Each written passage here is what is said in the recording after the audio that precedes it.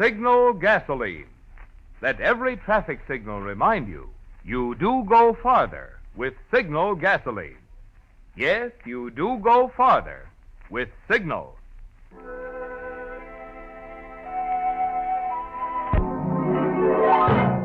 The Signal Oil Company and your neighborhood signal dealer bring you another curious story by The Whistler. Tonight, what makes a murderer?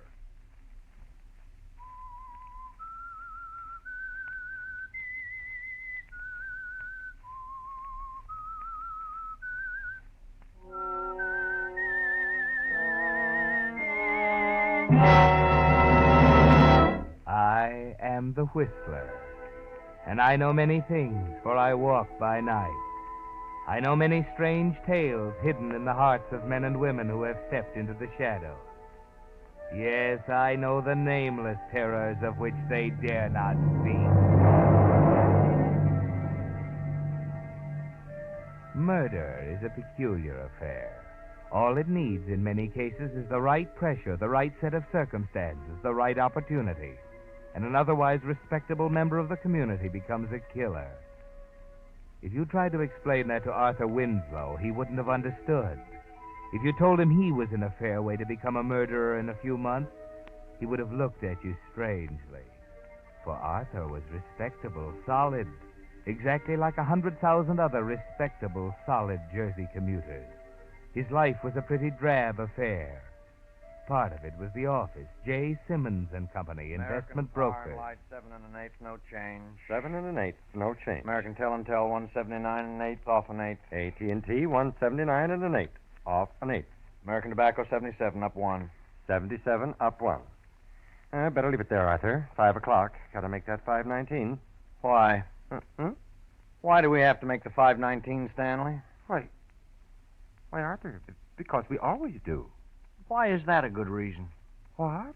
I mean, do you think because we've always made the 519 that we ought to keep on making it the rest of our lives? Is something wrong, Arthur? Maybe, I don't know. I've been thinking, Stanley. Hmm? For 10 years now, you and I have been analyzing investment securities 8 hours a day, catching the 519 every night, arriving home in East Orange promptly at 6:22, kissing our wives at approximately 6:50, eating dinner at exactly 7, reading the evening paper, and then going to bed. Well? Well, it's a little like death, isn't it, Stanley? What in the world's gotten into you, Arthur?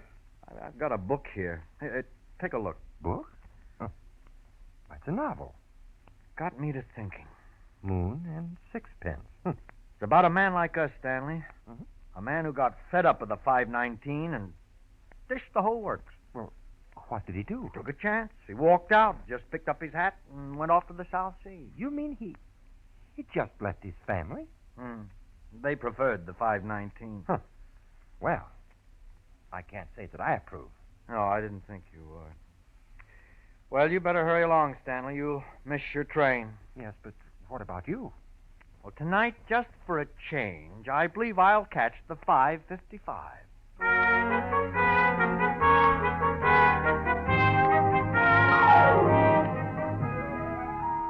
Just for a change, Arthur, after 10 years. You walk slowly down Broad Street, deliberately casual, noticing the swarms of hurrying commuters objectively, as if for the first time. It's pleasant strolling along like this, taking your time, stopping to look in a window now and then. Finally, you stop at a cigar stand. Have you got a pack of cigarettes? Well, if you can smoke 'em. Yeah, here. 18 cents. 25 and 50. Thanks. Yeah. Say, what's that back there? Oh, you interested in bangtails? Huh? Bangtails, horses. Opening up Pimlico tomorrow. Hey, come here. Sure. Now, there's the board. Take your pick. Current out in this column. Huh. Pink Lady. Mike the Third. Big Bonanza. Moon and Sixpence. Hey, what's that, Moon and Sixpence? Top horse in a parlay. Don't know nothing about them, though. Harley, what's that? You You don't know what a parlor is? No, I don't. Oh, well, okay. Well, in that parlor there, you got 3 horses, see? Yeah. Now, you put your dough on Blue Bonnet in the first. If he comes in, the dough goes on Glowworm in the second. If he comes in, the works rides on Moon and Sixpence in the third. Get it?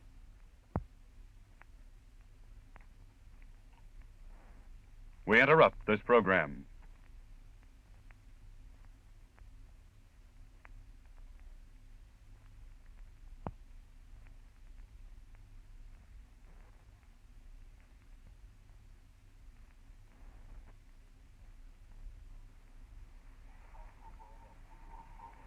The B-29s are back in the war. The superfortresses, which have been the major factor in bringing Japan to her knees these past few weeks, have dropped high explosive and incendiary bombs on the Marifu Railroad Yard, the first purely rail target to be hit in Japan. There was no Jap fighter or flak opposition. It was the first heavy bombing Japan has received since last Saturday, the 11th. And during the 3 days that the very heavy bombers have rested at their bases, the diplomats have taken over to consider Japan's reluctant offer to surrender. However, the diplomats haven't done so well. If the tension here in the Pacific is any standard of judgment, the Japs have succeeded in conducting a fairly effective war of nerves against us by their failure to reply to the Allies. So now, General Spot's strategic bombers are back over Japan, dropping explosive reminders to the Nipponese people they had better surrender or else. It is a feeling here that the superforts were sent to Japan as an Allied prod for Hirohito and his ministers to make up their minds. If they don't, Japan can expect more of the same treatment. As a matter of fact, today's bombing is continuing right now. More and more bombers are over the Jap homeland, and the bombs away signal will come back to Guam many more times today. The Marifu rail yards and shops were hit by the 313th Wing of the 20th Air Force based on Tinian. 3 B-29 groups plastered the area with high explosive bombs. The rail yards form one of the most critical bottlenecks in the Japanese railroad system, serving the double-track rail line that runs from Tokyo to Kobe and along the inland sea of Japan. Interruption of traffic on this line will first of all affect the Jap oil supply, and more important, it will affect the critical Jap food shortage already desperate in Japan's big cities. The strategic air forces are not playing tag in this operation. Japan right now is being hit and being hit hard. The process will continue until we receive that notification of unconditional surrender, or wrest it from the hands of the Emperor himself when we take his imperial castle in Japan itself. If they want it that way, that's the way they're going to get it. And this is Bill Downs in Guam returning you to CBS.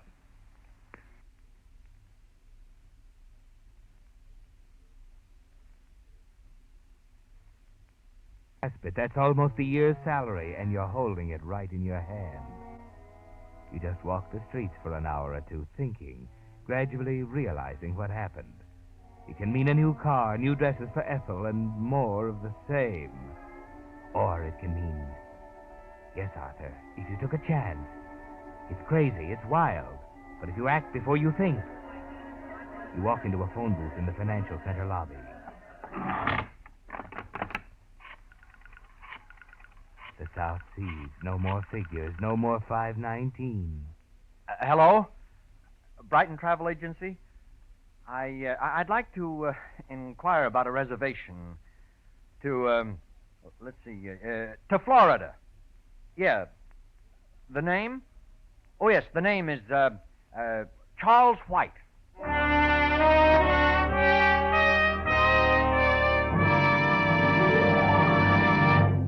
There's good news for drivers in recent announcements that new cars are already in production. But there's bad news in the statement of Defense Transportation Director J. Monroe Johnson that it will be at least 3 years before all the people who want new cars can get them. 3 more years. That's a long time to make today's cars last, especially when the average car is already 7 years old. It means that now more than ever, your car needs the more thorough, more conscientious kind of service you'll find at Signal gasoline dealers. Yes, there's a very real difference in Signal service, and for 2 good reasons. You see, being in business for themselves, Signal dealers have made car care their specialty. Their experience, they know cars.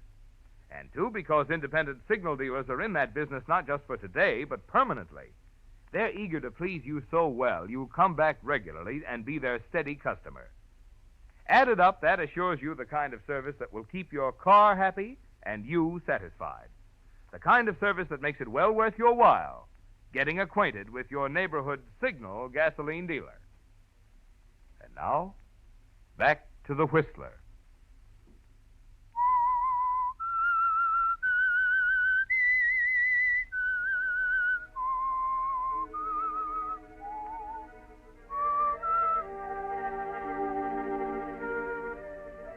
Yes, murder can strike anywhere, even among quiet, drab little people like Arthur Winslow. He has no way of knowing it, of course, as he buys a first-class reservation on the train to Florida. His only thought now is that this will be escape at last. New clothes, new luggage, a new name, and a new life. No 5:19 tonight, Arthur. It's the 7:30 to Florida and Waypoint.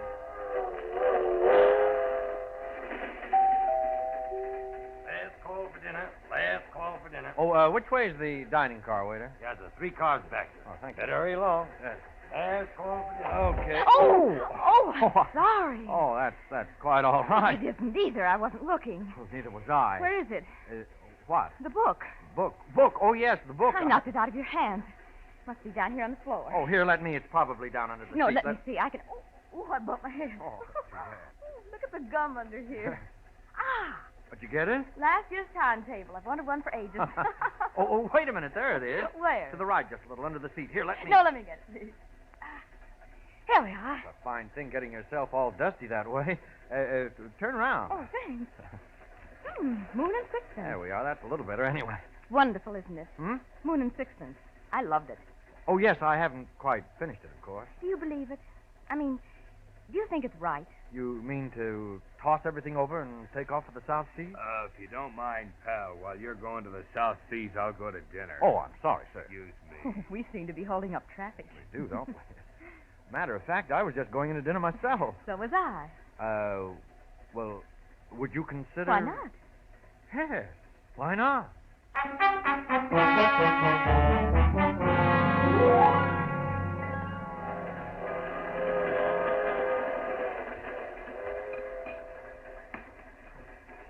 You know, I think Moon and Sixpence was a wonderful story. Of course, I can't say it was very realistic. Oh, what do you mean? Well, I admit it was convincing, but when you stop to think about it, this running away business. Oh, you don't believe in it, huh? Well, after all, running away is no solution. Well, sometimes there's nothing else to do. He could have stuck it out. You mean licked it if it took the rest of his life? Yes. Well, all right. All right, he licks it. He's found happiness at last. And he's 70. Mm-hmm. Is that all there is to life? Well, I haven't seen too much of it yet. I but- know it sounds cowardly, but I think there are times when sticking it out for 20 years is wrong. Time doesn't wait, you know. We beat our heads against a wall day in, day out. We're tied down to a deadly routine. And then the first thing you know, it's too late. No, I think running away is better than that, don't you? I did once. Oh, sorry, I didn't mean to. Oh, that's all right. That's quite all right. You see, I did run away. It was just as you said. It was routine, a deadly routine. And when I couldn't stand it any longer, I ran away. Well, what kind of routine was it? Well, perhaps you've heard of my father, Edgar Brewster. Edgar Brewster? Mm-hmm. He's in Miami Beach now, waiting for me. Oh, I see. I'd finally decided to go back and face it, but, oh, dear. Now you've got me confused again. Oh, I'm sorry if I'd don't known. misunderstand. You've really helped me a lot. How do you mean? Well, you seem to know why I did it. It's a kind of moral support. Oh, You're going to Miami? yes. Oh, by the way, I'm Charles White. I'm Vivian Brewster.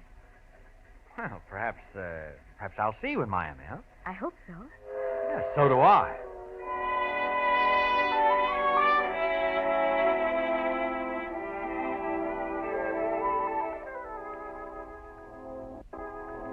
The daughter of Edgar Brewster. It's fantastic, isn't it, Arthur? You talked with her, had dinner with her. She even said she hoped you'd meet in Miami. But the first week goes by in the hotel set on the shore looking across Biscayne Bay. It's beautiful. But you aren't conscious of anything except Vivian. You wait for a call, but it doesn't come. You begin to realize how ridiculous it is. Of course, she's forgotten about you. You were just someone to talk to, a traveling companion. You can't hide the Jersey commuter under that Palm Beach suit. And then...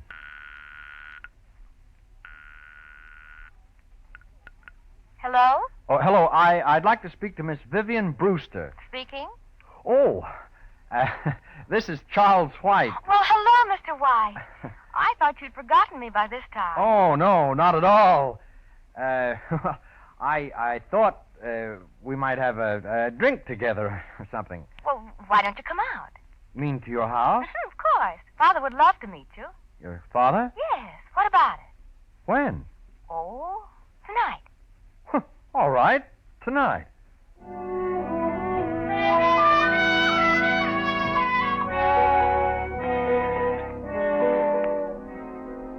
Well, Arthur, you can hardly believe it, can you?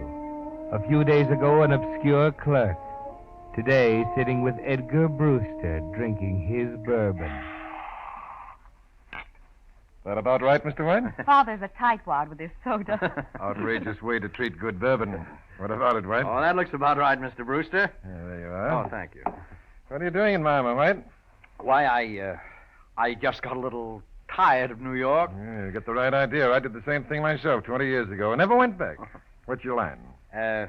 Well, I was in the market, more or less. Yeah, the less, the better these days. Nobody knows where it's going. Hard to figure these war babies. My broker and I were talking today about Consolidated Plastics. Know anything about it? Yes, a little. What do you think of it? Well, I don't know whether I should say or What's not. the matter with it? After all, it's your business, Mr. Brewster. I don't think I'd care to offer an opinion. Oh, all right. I'll put it this way. What would you do if you were into it pretty heavily right now? Well, I'd sell out. When? Right now. Any particular reason? Only that I happen to know that stock is being manipulated by an inside ring. That it'll take the Securities and Exchange Commission about 6 months to catch up with them. Boy, that's unbelievable. My broker told... I know. It's only my opinion, Mr. Brewster, but I happen to know that company's financial position. You asked me what I'd do, and I just told you. You seem to know what you're talking about. Investments are my hobby, you might say. I see.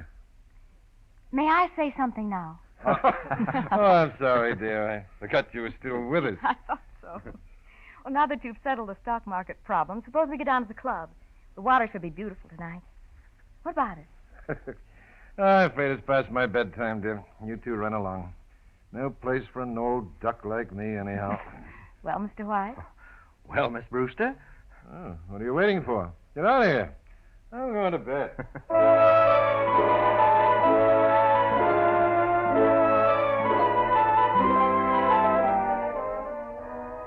And that was the beginning, wasn't it, Arthur? That $1,800 was a magic door opening up a thrilling new life for you. And incidentally, bringing you closer to murder. The next 3 weeks passed like a dream. More nights at the beach club, dancing in the open under the stars, with Vivian in your arms. Vivian. Yes? Vivian, why is it you've never asked me about myself, my background, where I came from? Oh, I don't know. Maybe because it doesn't matter. You know, I wasn't going to tell you, but I think perhaps I'd better. Will it make any difference? About us? Yes. Uh-huh. Yes, it will make a difference. It'll make a lot of difference. Well, then don't tell me. I really don't want to know. No, but Vivian, you... Please. Oh, darling. Darling, did I ever tell you I like you very much? I'm glad, Charles. I'm so glad.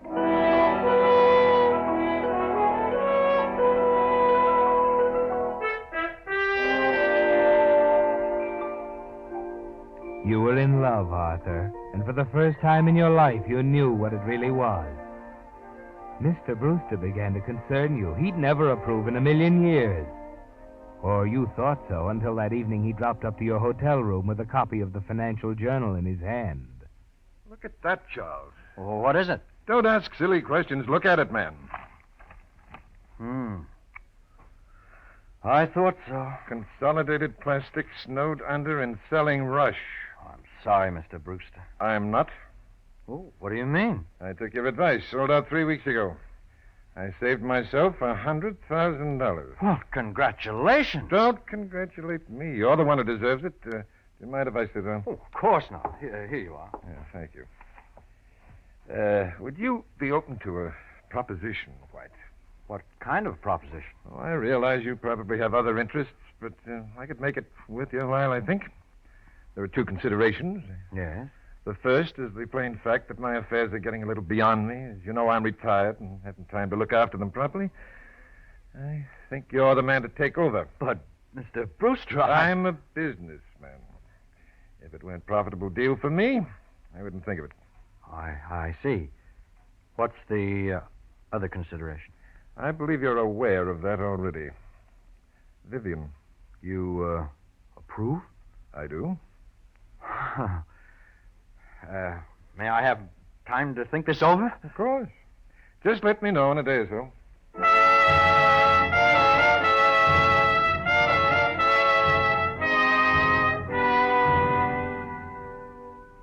There it is, Arthur, brief and to the point. Everything you ever wanted right in the palm of your hand.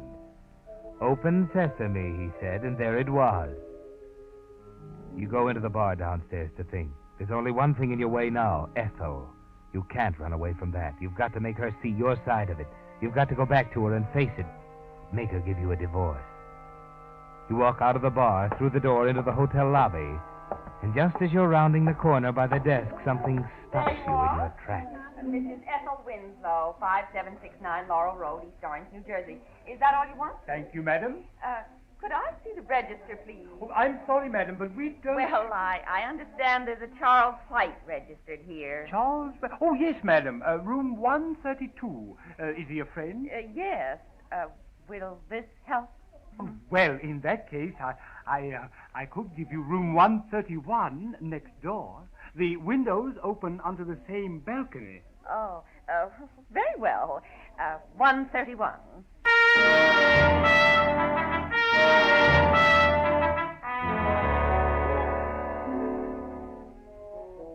It was too good to last, Arthur. Just a beautiful dream, and you're just waking up. It's all over. Go back in the bar and think. Ethel, your wife, here. She's found you. And she'll never let you go, will she? You know her too well, Arthur. Cold, calculating, heartless. She'd laugh at you, wouldn't she? Yes, sir? What'll it be? Bourbon, straight. Right. Just leave the bottle.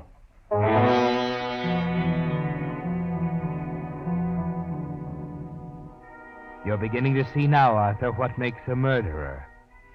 You couldn't get away from her.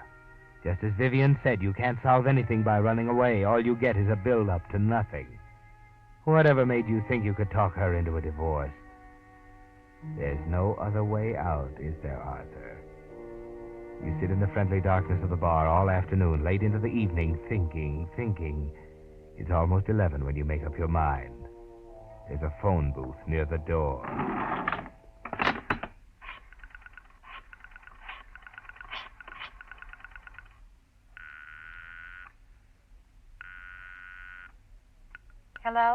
Hello? Hello, Vivian.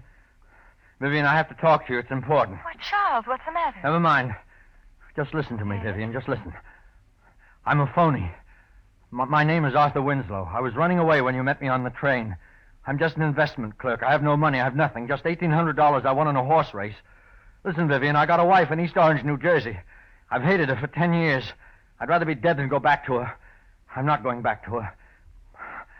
I'm telling you this, Vivian, because I love you more than I ever dreamed I could love anyone. And I probably won't ever see you again. Goodbye, Vivian.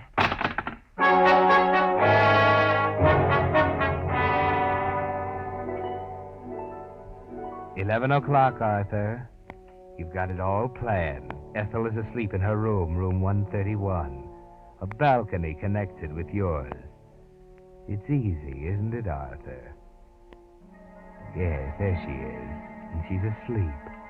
You take a firm hold on the heavy brass candlestick you picked up from the mantel in your room.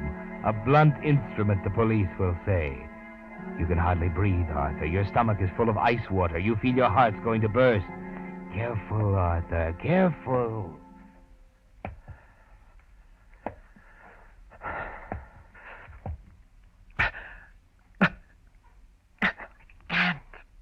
I can't do it. I can't do it.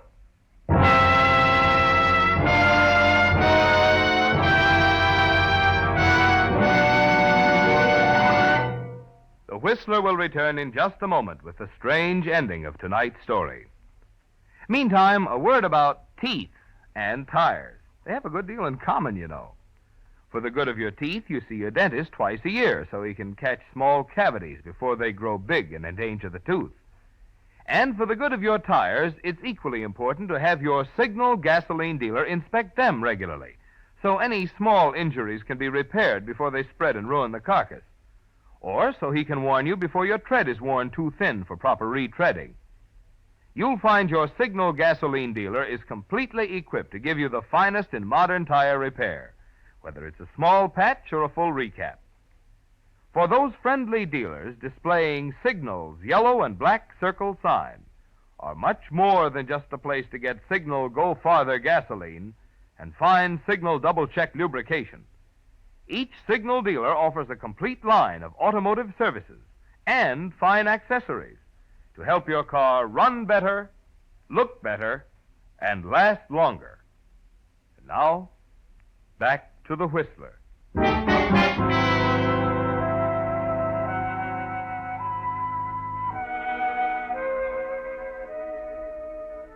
No, Arthur. When the cards were down, you couldn't do it. The wife you hated for 10 years at your mercy, and you couldn't do it. But you came close enough to see what makes a murderer. And now you're standing over her. I can't do it. Arthur! I'm sorry, Ethel. I'm sorry I woke you up. Well, turn the light on. Don't stand there. Yes, Ethel. Oh, hand me my other slipper. Yes, Ethel. Well, you thought you could get by with it, didn't you? No, Ethel, I didn't. Don't deny it. I know what's been going on, and I can prove it, you philanderer. Ethel, I tell you... What did you say? Well, I have a complete report on your activities for the last month. You weren't very clever, Arthur. The detectives say you left a trail a child could follow. What are you getting at, Ethel? Joe? Joe? Listen, there's someone knocking on your door. A woman. Ethel, come back. Where are you going? This door, Miss Brewster. Oh, Vivian. A pretty picture. And you have the crust to ask me what I'm getting at. I've known about Miss Brewster all along. In fact, we've had a little talk. And for your information, Arthur, I'm leaving for Reno in the morning. In view of what's happening, I don't think you'll feel it's wise to contest the case. Contest it? We've waited 5 years for a chance like this. We? Mr. Dinwiddie and I. Mr. Dinwiddie. Mr. Dinwiddie. Arthur, what in the world were you doing with that brass candlestick?